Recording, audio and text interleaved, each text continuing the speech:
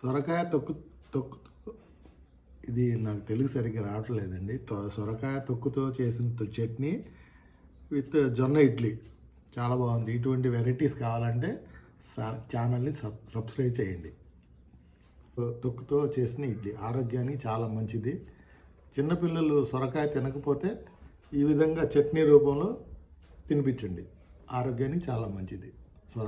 సొరకాయ తొక్కుతో చేసింది విత్ పల్లీలు, దీంట్లో పల్లీలు కూడా కలిసినాయి.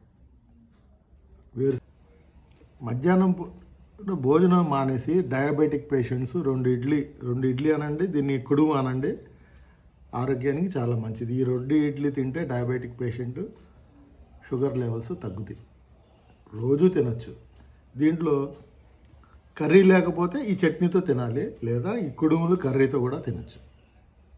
Okay friends.